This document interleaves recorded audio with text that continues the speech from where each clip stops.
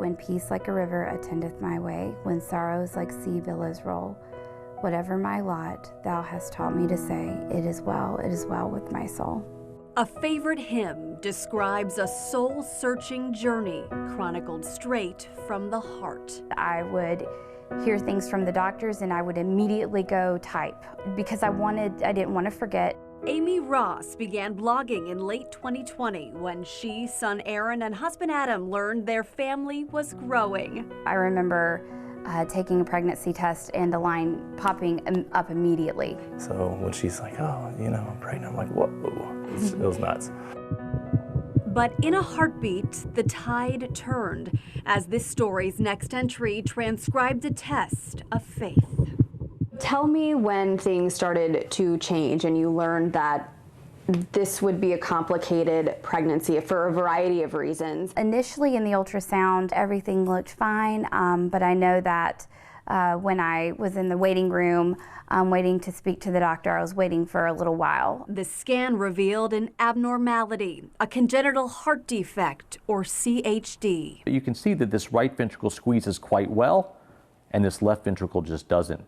It doesn't move nearly as much, and we also see this bright white color around the left ventricle, and that's scarring of the pumping chamber itself. The case came to Atrium Health Wake Forest Baptist, where fetal cardiologist Michael Walsh found baby Ross had hypoplastic left heart syndrome, a faulty left side. Later, he developed a restrictive atrial septum. If that pathway is obstructed for blood to exit the lungs, then blood just kind of backs up in the lungs. The diagnoses are among the quarter of all CHDs considered critical, requiring surgical intervention for survival. What is the typical outcome for cases like these? We do believe that long-term outcomes, especially from a neurologic, cognitive side, will be improved if we can make it near term.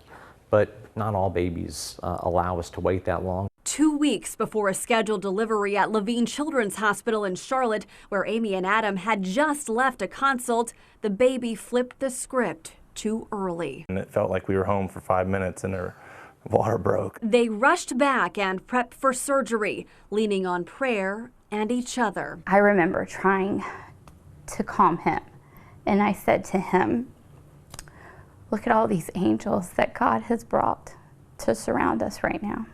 With comfort and courage, Amy delivered her 4-pound baby boy named Caleb. Caleb means wholehearted and bold and brave. His heart was half of a heart, and we were on this journey to make a whole heart. That journey began immediately as physicians wheeled Caleb away to his first heart surgery. The intervention he had in the cath lab was to help stabilize him and help him to eventually grow to reach a bigger size for the next intervention. Critical care doctor Jennifer Bailey noted Caleb's prematurity upped the risks. He developed some significant complications with that procedure and actually had a cardiac arrest where he needed CPR briefly and another emergent procedure for developing some fluid around the heart. For the next week, Caleb fought hard, giving glimpses of hope. Hey, do you hear us? Hey, you look good today. Open your eyes. You want to see the world? His story was writing a new beginning until suddenly the words stopped. On the day that we went in to kind of, just visit and get some answers about future physical therapy and all of that, Dr. Bailey comes in and says, we have to share some news with you. There has been a massive, massive brain bleed. Which put him in a risk category that would not allow him to have any further cardiac interventions or any life-saving medications. No future option to fix his heart meant no chance Caleb could survive. The world started spinning. Look who's here. First hellos. This is Caleb. Became last goodbyes. You want to touch him gently? 8 days after Caleb entered the world in pain, he left it in peace in his parents' embrace. We sat and held him, and he had no wires, he had no tubes, and his first time seeing your little boy without all of these things that were keeping him alive, and to see his little face and spend those last moments with him and just be able to hand him over to God. We grieve with families like the Rosses that have a loss like Caleb. Caleb and 40,000 other heart warriors born in America each year are the heartbeat of ongoing research like the North Carolina CHD Network database to learn causes and find cures. We expect that 10 or 20 years from now, the discussions that we have with our families may be a lot different than what we have with them now, and that's really exciting. That prospect of hope is the theme of Caleb's heart story. Caleb. Yeah, that's why we made Caleb. As his mother, 2 years later, writes the epilogue. And just getting to, say he was alive, he lived, and he means something, not just to us, but, that can mean a lot to others as well, is huge.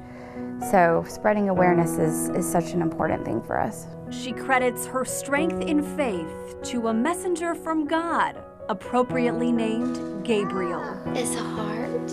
Caleb's twin.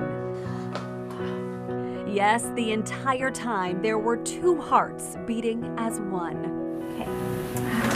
A brotherly bond unbroken by loss. Whatever my lot, thou hast taught me to say, it is well with my soul. And is part of the reason you believe all is well with your soul is because you now believe all is well with Caleb's heart? Yes.